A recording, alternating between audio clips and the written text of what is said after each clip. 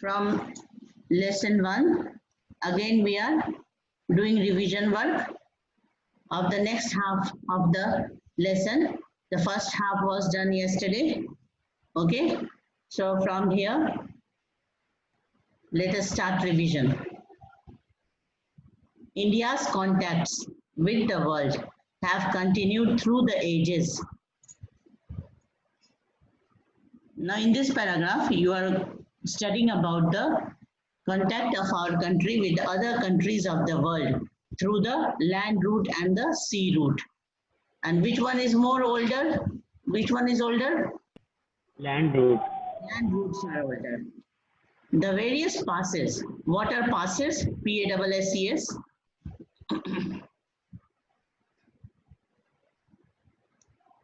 Across the mountain, passes are the natural gap. Passes are the natural gap through which we go across the mountain. So the passes in the mountains in the north have provided passage to the ancient travelers, while the ocean restricted such interaction for a long time. Why? Because ocean routes were not discovered. So oceans restricted such interactions for a long time. Ocean routes का discovery बाद में हुआ, है ना? तो उसके पहले सभी लोग land route से ही आना जाना करते थे.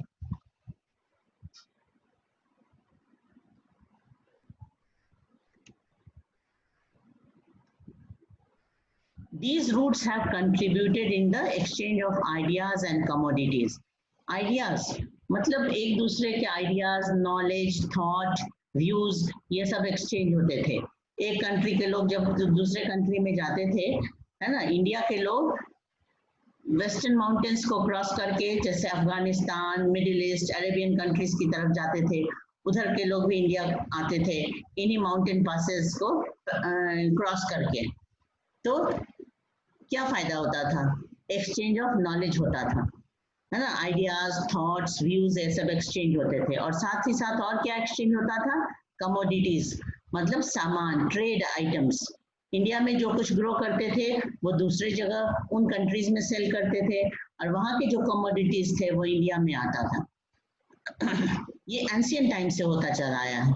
The ideas of Upanishad and the Ramayana, the stories of Panchatantra, the Indian numerals and the decimal systems could reach many parts of the world. है ना? इस पर से इस लाइन से एक क्वेश्चन पूछा जा सकता है. What ideas could reach the other parts of the world from India? है ना? Which ideas reached to other parts of the world from India? What will you write? Repeat. The idea of Upanishad and the Ramayana, the stories of Panchatantra, the Indian numerals and the decimal system. Numerals, Indian numerals मतलब mathematics में जो 1 2 3 4 लिखते हैं वो किसका discovery है? India का ही. 1 2 3 4 जो लिखने का तरीका है वो इंडिया से ही पूरे वर्ल्ड में गया था. और उसके साथ क्या क्या गया था? डेसिमल सिस्टम भी यहीं से गया था. और एक और कंट्रीब्यूशन जो यहाँ से यहाँ नहीं लिखा है शायद, वो जीरो, है ना? जीरो का भी कंट्रीब्यूशन मैथमेटिक्स में इंडिया का ही है. ये सब लिख सकते हैं. आर्यभट्ट. हाँ, इंडिया से, हाँ, आर्यभट्ट का नाम मेंशन करके आप लिख सकते हैं यहाँ पर कि Upanishad, the ideas of Upanishad, the Ramayana, the stories of Panchatantra, the Indian numerals and the decimal system and also the concept of zero in mathematics reached to other part of the world. ठीक है ना? जो इंडियन न्यूमरल है ना उसको क्या नाम दे दिया गया है? Arabic numerals. यूरोपियन ने नाम दे दिया. क्यों? क्योंकि इंडिया से ये न्यूमरल पहले अरेबियन कंट्रीज को पहुंचे और अरेबियन कंट्रीज से ये फिर यूरोप की तरफ मतलब वेस्टर्न वर्ल्ड में फैल गया. तो उन लोगों ने इसको अरेबिक न्यूमरल समझा, लेकिन वो एक्चुअली है कहाँ से? इंडिया से, है ना? जैसे हिंदी में 1 2 3 4 5 6 ये सब लिखते हैं ना, वो शुरुआत वहीं से, इंडिया से ही ये हुआ है न्यूमरल सिस्टम का. नहीं तो उसके पहले लोग ना पिक्चर बना के और लाइन खींच खींच के नंबर्स लिखते थे. The spices, spices, muslin, spices गरम मसाले हो गए. मसलिन मतलब बहुत फाइन कॉटन क्लॉथ जिसको मलमल कहते हैं. and other merchandise were taken from India to different countries. On the other hand, the influence of Greek sculpture and the architectural styles of dome and minarets from West Asia can be seen in different parts of our country.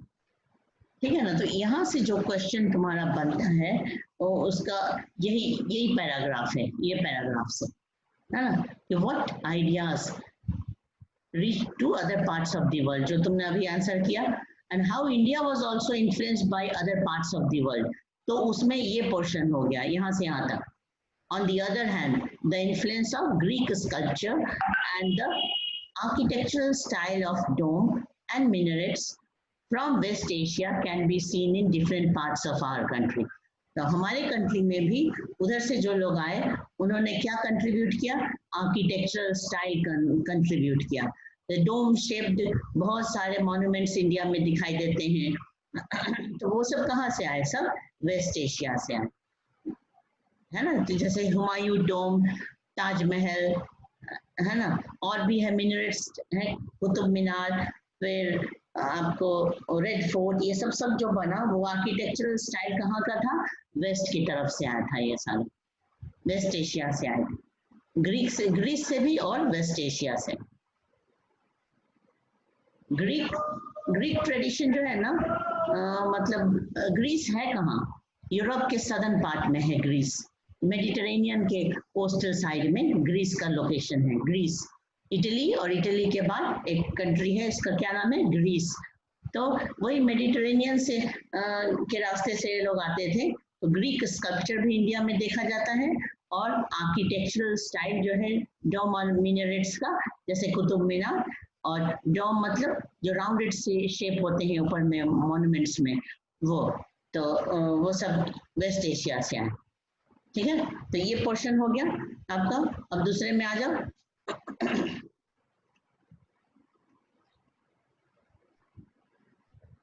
India के location का importance क्या है?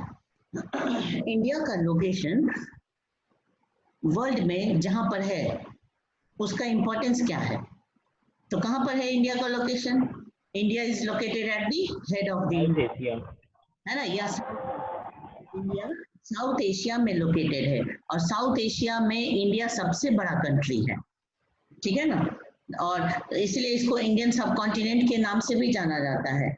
Indian सब continent को थोड़ा सा जान लो यहाँ पर कि इंडियन सब कॉन्टिनेंट किसको कहते हैं.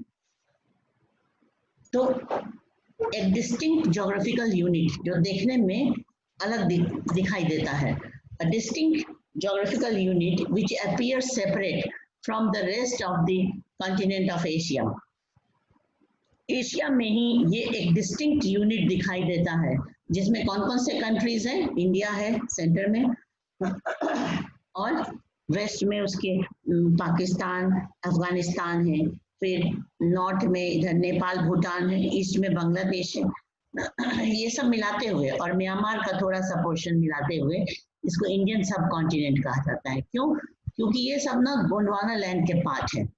गोंडवाना लैंड के पार्ट है, मतलब हिमालय से साउथ में. ठीक है. और वेस्ट में तुम एशिया के मैप में देखोगे हिंदू कुश माउंटेन.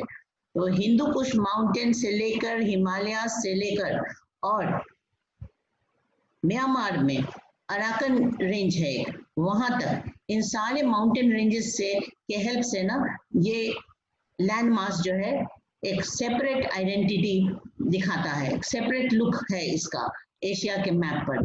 इसलिए इसको क्या कहते हैं? इंडियन सब कॉन्टिनेंट कहते हैं, क्योंकि इंडिया इन सारे कंट्रीज के सेंटर में है और सबसे इम्पोर्टेंट, सबसे बड़ा कंट्री है यहाँ पे. तो इसलिए इसको पूरे सब कॉन्टिनेंट का नाम क्या रख दिया गया है? इंडियन सब कॉन्टिनेंट. उसमें कौन कौन से कंट्री आते हैं? India at the centre, west में पाकिस्तान और अफगानिस्तान. ठीक है. इसमें चाइना को इंक्लूड नहीं करेंगे. क्यों? क्योंकि चाइना तो हिमालय के नॉर्थ में हो गया और वो यूरेशियन प्लेट का हिस्सा हो गया.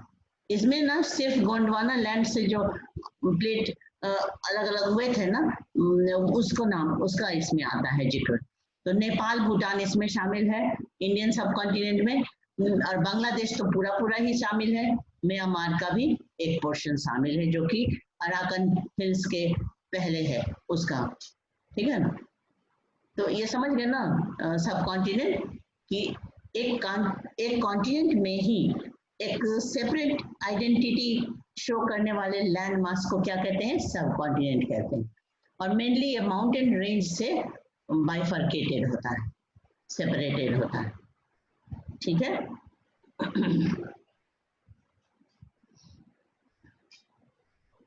तो फिर अब इधर देखो, है ना, ये बॉक्स में जितने क्वेश्चन ये कर लिए हो, the number of union territories along the western and the eastern coast. चलो आंसर करो तो, the number of union territories along the western, पहले वेस्टर्न कोस्ट में कौन कौन से यूनियन टेरिटरीज हैं?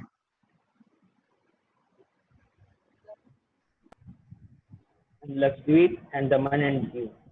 हाँ नहीं, दादर एंड हाँ नगर हवेली। लाइन पे, वेस्टर्न कोस्ट लाइन पे, इंडिया के मेन लैंड में वेस्टर्न कोस्ट लाइन पे कौन कौन से यूनियन टेरिटरीज हैं? तो वेस्टर्न वही जो अभी नगर हवेली, ये दो हैं, दादर नगर हवेली, ठीक है।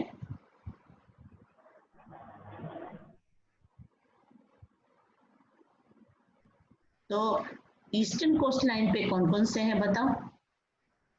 पुदुचेरी। बस एक है, पुदुचेरी, है ना, उसका पुराना नाम क्या है? पौंडीचेरी। उत्कर्ष तुम्हारे तरफ से यस। ये है, उसको म्यूट करो, बोलना होगा तो। Okay ma'am.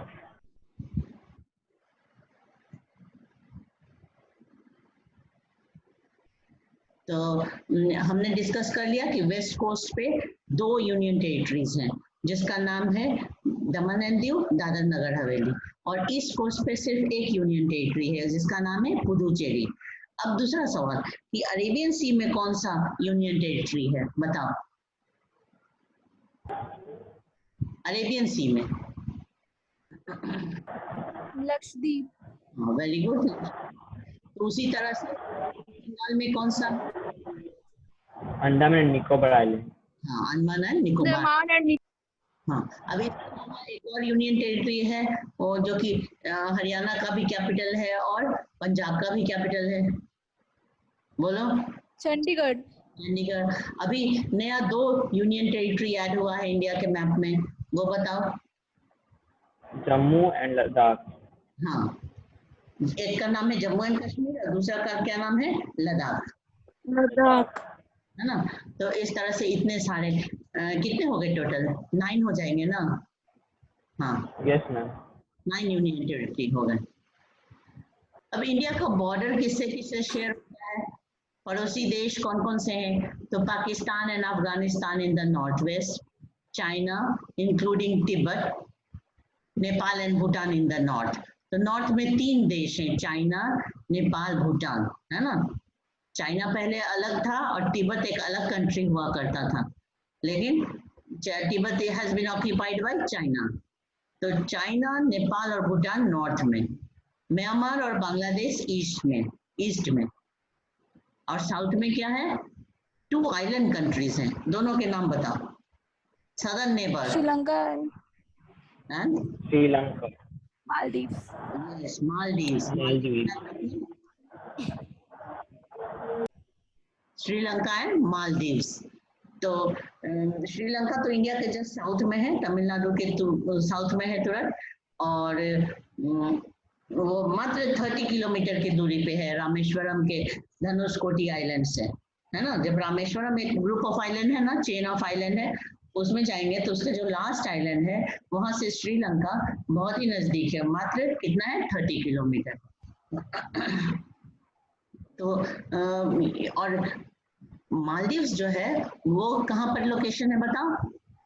South of Lakshadweep. Lakshadweep के और साउथ में चलेंगे तो उसका लोकेशन है मालदीव्स का। और कैपिटल क्या है Maldives? Capital of Maldives Male, MALE, माले, ठीक है ना। अच्छा, अब ये बॉक्स में देखो, before 1947 there were two types of states in India, the provinces and the princely states. मतलब provinces जिस पे ब्रिटिशर्स रूल कर रहे थे उसको provinces कहते थे, और जो कुछ इंडिपेंडेंट प्रिंसली स्टेट्स भी थे जिसके रूलर वहाँ के किंग हुआ करते थे, and British officials who were appointed by the viceroy. The provinces were ruled directly by the British officials who were appointed by the viceroy. Princely states were ruled by local hereditary ruler, है ना, मतलब जो king होते थे जिनका hereditary ये चलता था रूल, वो who acknowledged sovereignty in return for local autonomy, है ना। बाद में प्रिंसली स्टेट्स का भी क्या हुआ कि धीरे धीरे वो सब्सिडियरी अलायंस कर लेते थे उसके साथ, ब्रिटिशर्स के साथ, और उनकी फौज वहां रहने लगती थी, और इस तरह से प्रिंसली स्टेट भी कमजोर होने लगे इंडिया के।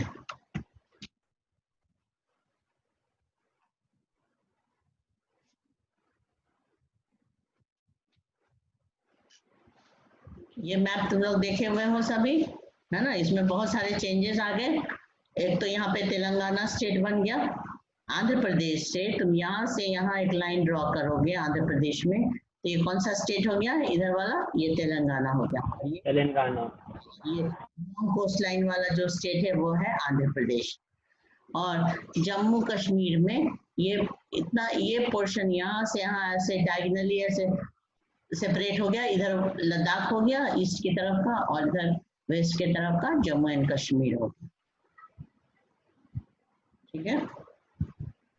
यहाँ देख रहे हो लक्षद्वीप के ठीक साउथ में क्या है, मालदीव्स है, और जैसे ये कोरल डिपॉजिट से बना है लक्षद्वीप, वैसे ही मालदीव्स भी कोरल डिपॉजिट से बना है।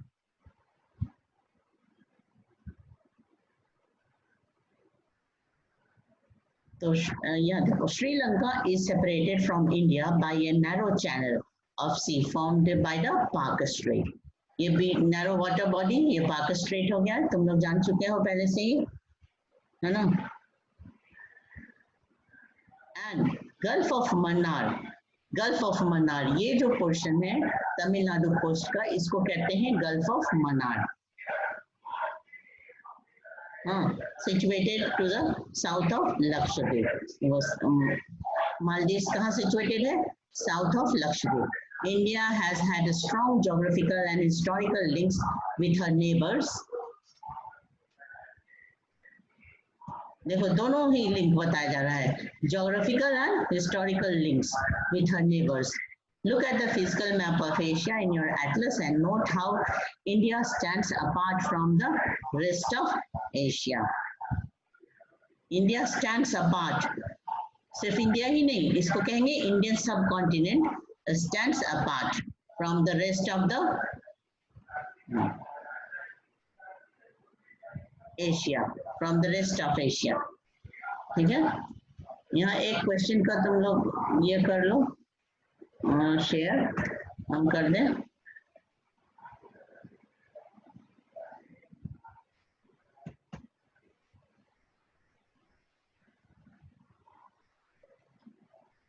ये दिख रहा है पेज? Yes ma'am. हाँ ठीक है,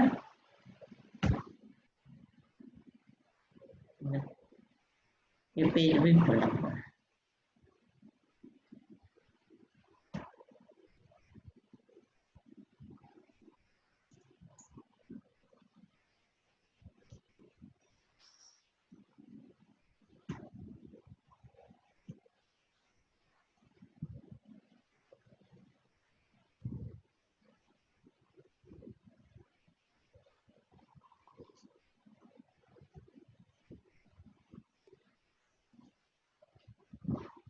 ओके, तो यहाँ पे देख रहे हो तुम लोग, वो पेज ना हटिया ना,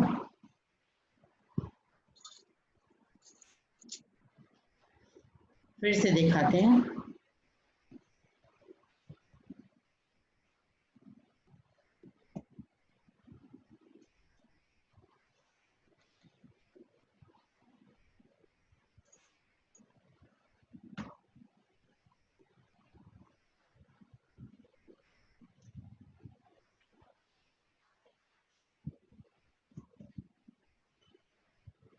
हाँ शेयर हो रहा है ना ये?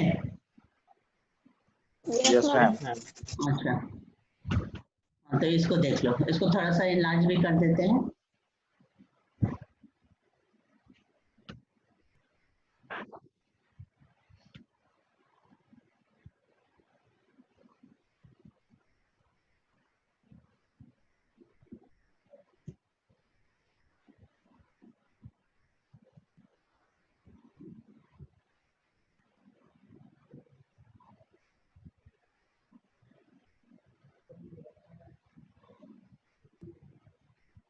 तो ये क्या क्वेश्चन है कि the central location of India at the head of the Indian ocean is considered of great significance because of the following mention reasons. ये आंसर तुम लोग को हम दिए थे, वही फिर से दिखा रहे हैं, है ना। पहला क्या है, the trans Indian Ocean routes which connect the countries of Europe in the west and the countries of East Asia provide a strategic central location to India। देखो ट्रांस इंडियन ओशन रूट का मतलब क्या होता है, एकदम across waste to east, है ना। Waste से ये यूरोप को और ईस्ट एशिया के कंट्रीज को जोड़ने वाला कौन सा ओशन है, इंडियन ओशन है। तो इंडियन ओशन के पूरे इस रूट को जो वेस्ट से ईस्ट तक फैला हुआ है उसको कहते हैं ट्रांस इंडियन ओशन रूट, ठीक है ना। और इसका स्ट्रैटेजिक इंपॉर्टेंस है, मतलब डिफेंस पॉइंट ऑफ व्यू से इंडिया का बहुत इंपॉर्टेंट लोकेशन है। दूसरे पॉइंट में क्या लिखा हुआ है कि अनलाइक लैंडलॉक्ड कंट्रीज, है ना। लैंडलॉक्ड मतलब जो चारों तरफ से लैंड से ही घिरा हो उसको क्या कहते हैं, लैंडलॉक्ड कंट्रीज कहते हैं। जैसे लैंडलॉक्ड कंट्री का कोई एग्जांपल दो, जैसे नेपाल है, भूटान है, ये इसको सी कोस्ट नहीं है, चारों तरफ से लैंड से घिरा है। लेकिन इंडिया क्या है, ये तीन तरफ से ओशन से सराउंडेड है, जो कि एक बहुत बड़ा बेनिफिशियल पोजीशन है इसका, ठीक है ना। तो वही लिखा हुआ है कि unlike landlocked countries it has an easy access to outside world. The ocean routes from East, Southeast Asia and Australia to Africa and Europe pass through the Indian Ocean, है ना। मतलब कि इंडिया से अगर साउथ ईस्ट एशिया की तरफ जाना हो, ऑस्ट्रेलिया जाना हो, अफ्रीका वेस्ट की तरफ अफ्रीका जाना हो, या नॉर्थ वेस्ट में यूरोप में जाना हो, तो सब में हम इंडियन ओशन रूट का यूज करते हैं, है ना। अरेबियन सी क्या है, वो इंडियन ओशन का ही एक पार्ट है। पढ़े थे ना तुम लोग कि मुंबई से जैसे एक सी रूट स्टार्ट हो रहा है तो वो रेड सी होते हुए मेडिटेरेनियन क्रॉस करेगा स्वेज कैनाल के थ्रू और वो पहुंच जाएगा यूरोप की तरफ। India is connected with North America and South America through both the routes, Cape of Good Hope and the Suez Canal. Cape of Good Hope क्या है, जैसे इंडिया में लास्ट टिप क्या है, कन्याकुमारी है, वैसे अफ्रीका में लास्ट टिप ऑफ लैंड जो है उसको कहते हैं केप ऑफ गुड होप। तो उधर से भी केप ऑफ गुड होप की तरफ से भी पूरा चक्कर लगा के जा सकते हैं और शॉर्टकट में स्वेज कैनाल की तरफ से भी जा सकते हैं। India can also reach Canada and USA through the straight of Malacca. कल के क्लास में स्ट्रेट ऑफ मलक्का दिखाए थे, मलेशियन पेनिनसुला और सुमात्रा आइलैंड के बीच से, है ना, after crossing the Pacific. Straight of Malacca से होते हुए, स्ट्रेट ऑफ मलक्का से पास करते हुए पैसिफिक में आ जाएंगे और पैसिफिक को क्रॉस करते हुए वेस्ट कोस्ट यूएसए का है और कनाडा का है उस पर पहुंच जाएंगे, ठीक है। तो इस तरह से देख रहे हो कि एक और point,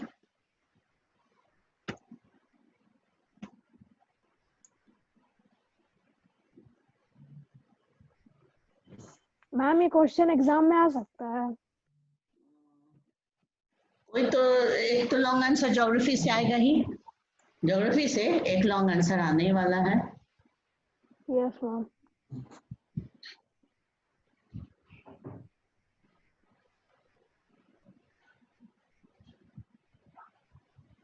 India is favorably located on the world's highway of trade and commerce, ठीक है। तो both in the east and on the west, दोनों ही साइड,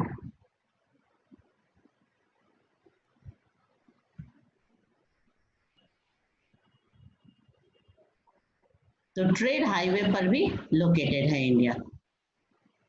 तो ये सारे तुम समझ गए, ये सारे इंपॉर्टेंट पॉइंट, 5 इंपॉर्टेंट पॉइंट हम लोग डिस्कस कर लिए।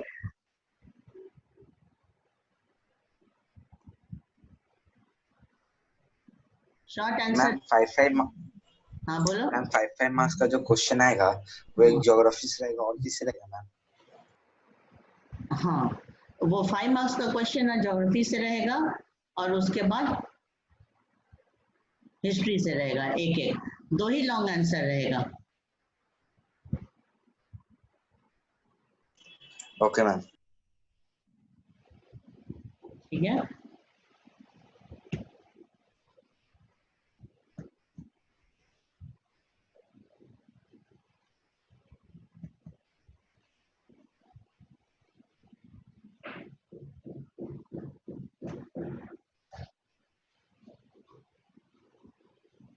तो और कुछ पूछना है इस लेसन से, बताओ।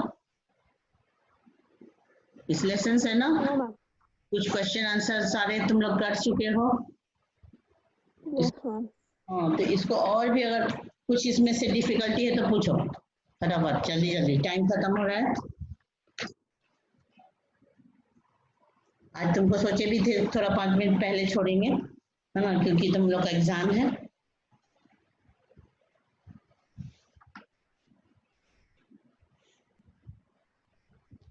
एक आंसर बोलो तो, in which year did Suez canal open?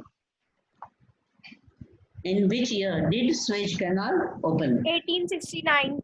हाँ, मान्या हैव सेड। Yes, ma'am. बहुत देर के बाद मान्या आई है क्या? Yes, ma'am. आज मोबाइल खराब हो गया था। अच्छा ओके